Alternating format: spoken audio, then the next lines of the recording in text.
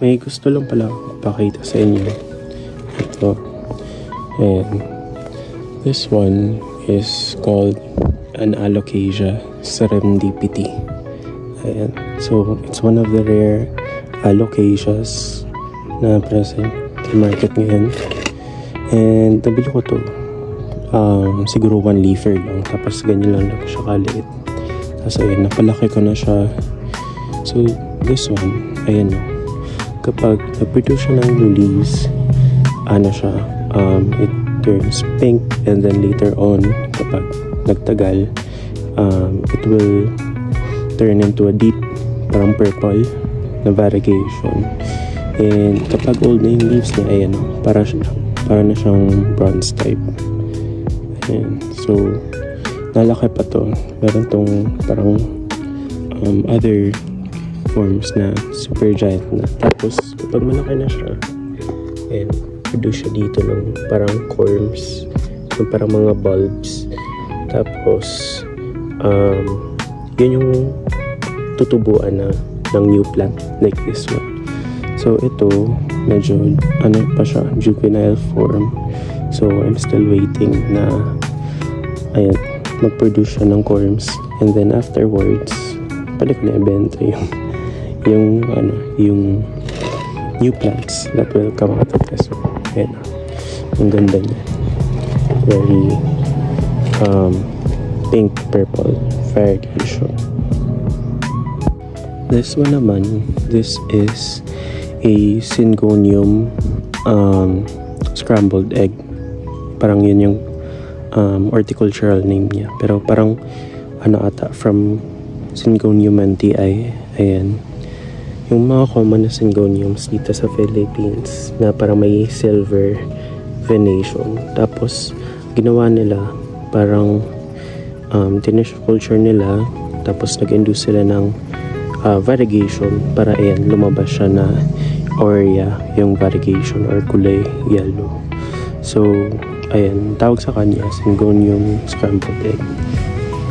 So, I'm selling this one also kasi meron na din naman akong propagation na mother plant. And also, ang kinagandahan dito kasi very strong yung variegation niya. Ayan o. Tapos, quick grower din siya. So, madali lang siya i-propagate. And di rin masailan.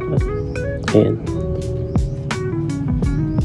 Just wanna show you pala, this is a pine tree that I got from Atok, Benguet nung nagbakasyon kami last summer. Ayan, it's doing fairly well naman sa amin. As you can see, ayan, may bagong growth na siya. Ayan. Napansin ko lang na medyo dito kasi sa lowlands, ayan, nag-shed siya ng mga leaves niya. Ito, yung parang mga needles. But, okay naman siya. It's doing fine. Tapos meron pala ako doon na isang seedling na maliit lang. It's doing much better kasi tinanim ko talaga siya directly sa ground. Ayan. Dito lang sila nakalagay sa may shade ng mangga. Ayan, yung Carabao mango namin. Tapos, morning sun, ayan, sisinagan siya. Kaya, nakasurvive naman siya dito. Ayan. Ito nga pala yung sinasabi ko. Ayan, direct siya sa lupa. And, fuller yung growth niya as compared to. Ayan, sana lumaki pa to. This is a seedling of a pine tree. Ito naman, this one is a variegated calamansi. Ayan o, pati yung fruits niya, cute. Kasi variegated din sila. Ayan. Tapos ang dami na din. Ayan. Nakaano lang siya. Kung paano ko siya binili, kung ano yung medium, yun pa rin yung gamit ko. Tapos, wala siyang fertilizer actually. Ano lang, direct sun lang. And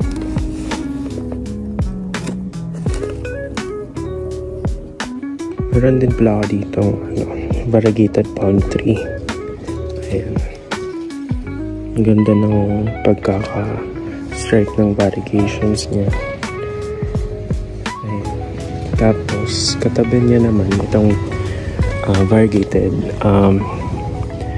peace lily or yung variegated sensation Aurea. Pero para na siyang tricolor. Kasi ayan, tingnan nyo.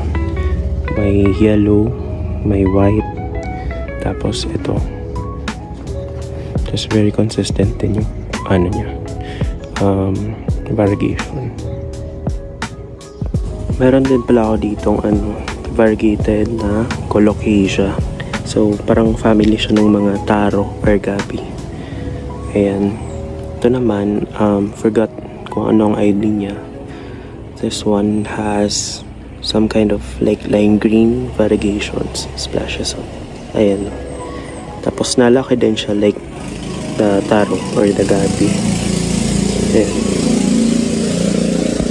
I also have here, I guess, ito yung isa sa mga pinaka-favorite kong Aglaonema. This is an Aglaonema Moonshine. Para siyang yellow na suksum. Ayan. As in, tsaka din siya. Hindi rin siya mahirap alagaan. Nakalagay lang siya dito sa corner. Ayan. Tapos, very lush na din siya. Tsaka madali lang siyang manganak. Ayan. Meron din akong very weird na Dracaena na nabili ko from Baguio. I don't know the ID din. But this one, parang tatlo yung colors niya. Ayan, lime green, and then white, and then sa gitna, parang dark green siya. Ayan. Ang ganda niya. Ito naman yung bottom cut propagation ko of my Humalaman Aurea tricolor. Ayan, so as you can see, ayan, may variegations na siya. Splash of variegation, and so far maganda naman. Tapos may papatubo na siyang new leaf na hopefully consistent din yung variegation. Tapos dalawa siyang shoot. Ito, meron pang isang shoot. So kapag nag-mature na to, kapag nag-3 leaves na siya, siguro kukunin ko na siya para ito namang isa yung mag-develop. Meron din ako nitong mother plant na malaki na din. I also have this Humalaman Aurea tricolor. Ayan. Ang ganda ng variegations nito. Ayan. Tinawag siyang tricolor kasi green, tapos it has an Aurea. Tapos kapag nag-mature siya, parang nagiging pinkish. Hindi kasi kita dito, pero ayan, naging parang pinkish yung variegation niya. So, I got this from Thailand. Actually, medyo mura lang yung pagkakabili ko considering na mature plant na siya. Kasi tingnan nyo, ayan may flowers na din siya. Ayan. Tapos yung new leaf niya, parang din, variegated din. Meron na ako ditong propagations nito. I have 3. Siguro bebenta ko din at a much lower price. And ito naman, this one is a variegated dragon na albo. Ayan, mature na siya. Ayan. Ito, big leaves. Tapos consistent yung variegation niya. Ito lang yata yung wala. Meron din naman ito. Ayan. Tapos medyo nasunog lang siya kasi may init after ng ulan. Kasi ito yung new leaf. Ayan, may bark siya. Meron din ako dito sa meron din ako dito sa garden na iba't ibang types of monsteras naman. Variegated monsteras. Ayan. Ito yung monstera albo ko. Ayan. Medyo na lang siya. Na dahil sa sunod-sunod na ulan. Tapos biglang iinit. Ayan. Medyo natutunaw siya. Pero yung ganito ko sa albay, hindi naman siya ganyan. Kasi hardy naman siya kapag nasanay sa init.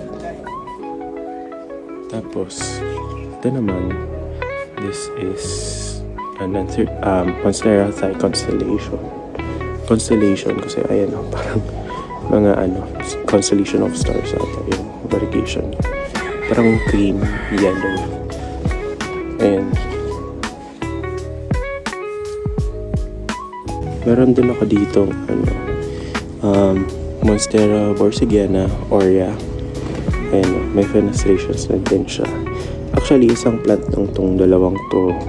Ito yung base cut. Ayan. Tapos, ito yung top cut. Ayan. So, ang kinagandahan kasi dito is, ayan, makikita niyo, yung base cut niya, yung nodes, madaming stems.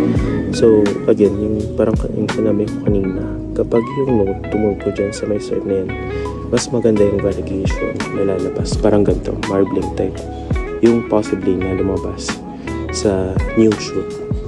Ayan. Tapos ito yung top card. Ito, din siya. Nagkakaroon din siya ng mga butas-butas ng fenestrations. Gaya nung sa pinakita ko dati na thigh constellation.